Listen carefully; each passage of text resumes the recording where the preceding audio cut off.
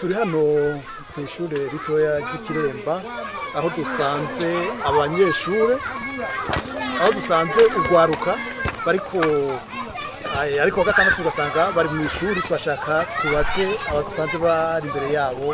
muba ariko mukora iki muri bande muba ariko mukora iki twebwe twigisha abana bato bari mu rugezo buryo bubiri ari urugezo rwa mbere n'urugezo rwa kabiri nk'uko mubibona murabona yuko ari abana bato n'abandi bameze nk'abakuze rero hano twaje turi mice ibiri abigisha babiri bigisha urugezo rwa mbere abandi bigisha babiri bigisha urugezo rwa kabiri. uvuze urugezo mubona gute urugezo mufata mwishimikije kugira ngo mvuge wari mu rugezo rwa mbere wari mu rugezo rwa kabiri? Twishimikiza imyaka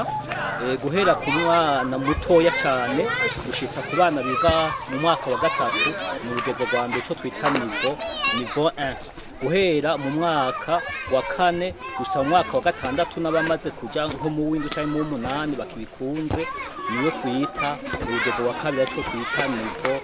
2. None aba bana mubakoresha iki ko dusanzwe bari mu ishuri ku munsi wa gatatu atandi ivyigwa bisanzwe bihari?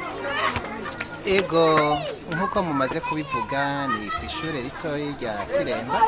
rero bano bana urugezo rwa mbere n'urugezo rwa kabiri bose baronka inyigisho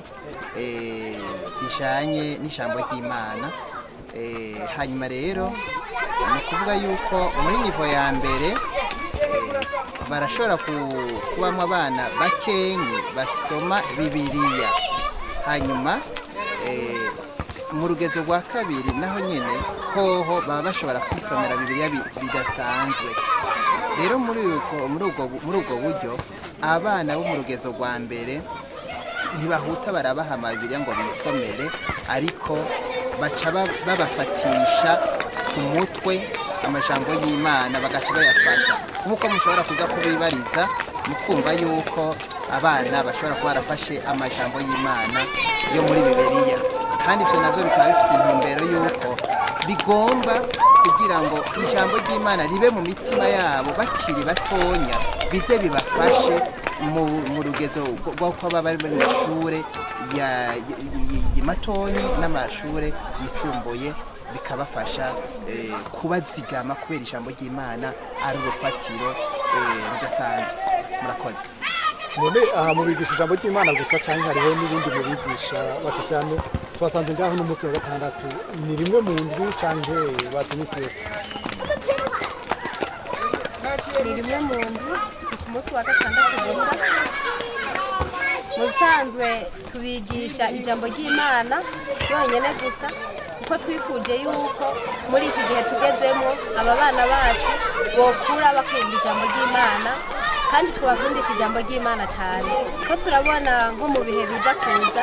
haraho bishika ibintu bigahinduka bimaze guhinduka rero nk'umwana akaba yarize ijambo ry'Imana uca usanga hari byinshi bihinduye ariko rero nk'umwana aza yaramaze kumva ijambo ry'Imana akumva n'ijambo ry'Imana ico rimaze aragira icyo ahinduye ari nka mugenzi we akamuhanura akamubwira ati ibi bintu uri kurajyamo si byiza ntibijyanye n'ijambo ry'Imana twize. Yego ikindi umuntu yokongera ko uko mumaze kubibaza ati none ko dusanze hariho n'abana bari barakina no kuvuga ngo imbere yuko twinjira mu ishure mu kwiga iryo jambo ry'Imana muri abo bana no kuvuga ngo harabaho abana bakina football inkino zitandukanye kugira ngo imbere yuko baja mu kwiga iryo jambo ry'Imana amashure baze kuba bagize une motivation kuko abana murabizi yuko basanzwe bakunda ibintu by'inkino. Murakoze Yesu abaheza gihe. Mbe none ndabaje gatoyi bitanihe na Sunday school muri Sunday school bigisha ijambo ry'Imana bitanihe? Yego birafise aho bitandukaniye ku rugezo rwa mbere twigisha hakujya ku Musanze siporo ko turafata ku mutwe bakiga ijambo ry'Imana tukabasomera birafise aho bitandukaniye buke buke mugabo twitegereje neza hari ico bisaniyeko mugabo ku rugezo rwa kabiri aha muriko muritegereza murabona aka kantu dufise uru rugezo rwa kabiri hariho intambuko zitanu dutegerezwa kubahiriza kubera abana bazi gusoma hariho kwiga Bibiliya wenyene ari cyo kiyago cyo mu migwi abana baraja mu migwi hakabaho cyo biti kiyago gito hakabaho umurongo wo gufata ku mutwe ugusenga n'urukundo no kubabarana mugaba ahantu hakomeye cyane ni ngaha icyo bita ku kiyago gito tubigisha twisunze uyu muntu mubona hano aha uyu muntu agizwe n'ibice bitandatu hariho icyiyumviro ngenderwako umuntu ariko asoma ijambo ry'Imana aba afise ico bita teme hakabaho igisomwa tugasoma Bibiliya hakabaho incamake gusigura igisoma mu majambo make hakabaho icyiyumviro ngenderwako tukagarukako hakabaho akarorero mu karorero turatanga akarorero ko muri Bibiliya n'uburorero bwagiye buratubako hakacabaho ikibazo rero niho hakomeye cyane turabaza abana mu tuti ugiye gukora iki wisunze ivyo wize ugiye gukora iki mwishuri uko uzokora iki mu bavyeyi hariya muragiye uzokora iki ahantu rero niho hakomeye rero biratandukanye kuko urugezo rwa mbere turabasomera mugabo mu rugezo rwa kabiri naho bariga Bibiliya tukabashira mu migwi hanyuma izi ntambuko zitanu tukazikurikiza mugabo ku kiyago gito turadukurikiza nk'uyu muntu mubona intambuko zitandatu murakoze reka tubashimire murakoze acagera tubona umurongo umuku mwere kuri bato bato igira hirya gatoya mwese naje inyuma y'umuntu Luki igice cya mbere tangura igice cya mbere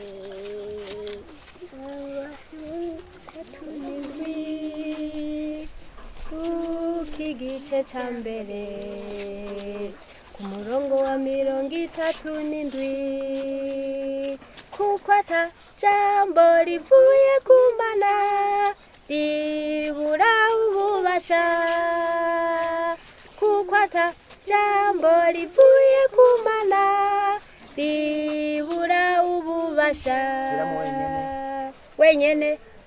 Luki igice cya mbere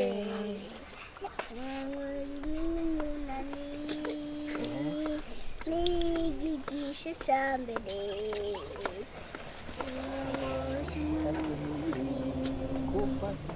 jambo rivuye ku Mana ribura ububasha kuko ata jambo rivuye ku Mana ribura ububasha urakoze hariho uwundi agomba kutubwira umurongo w'ijambo ry'Imana witwa ngo iki igice cya mbere ku murongo wa 13 umumarayika arabwira ati ntacutinya Zakariya kuko ibyo wakoze byumviswe umugore wawe aza kubyarira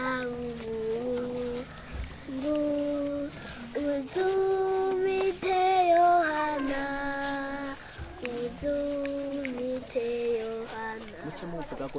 urakoze uwundi nawe witwa nde urafite umurongo w'ijambo ry'Imana Abigaratiya ku murongo wa 40 n'abambanye na Kristo ariko ndiho nyamara si jewe mbiriho ni Kristo ariyo muri jewe ibyo nkora byose nkiriho muri bikoreshwa no kwizera umwana w'Imana yankunze akanyigura uwundi murongo w'ijambo ry'Imana muba mufite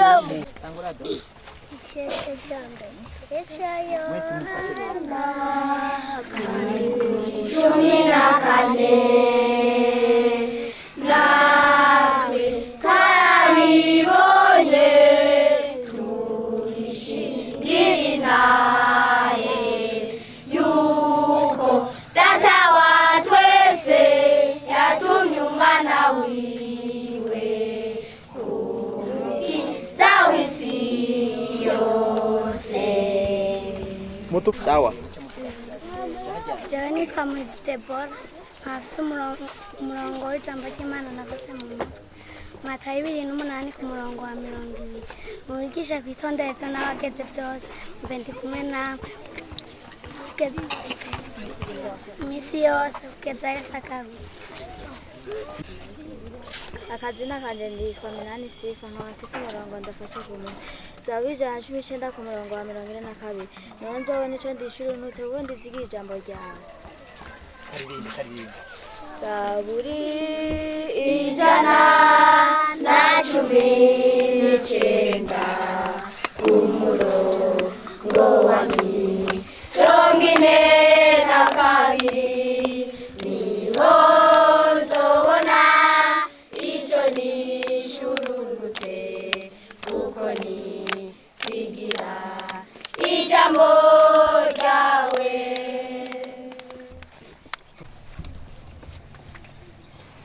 Bana rero tubashimire kuri aka kanya muduhaye mu kuturirimbira no kutubwira imirongo y'ijambo ry'Imana. Murakoze cyane. Murakoze namwe. Nitwagaruka hanyuma muzotwakira.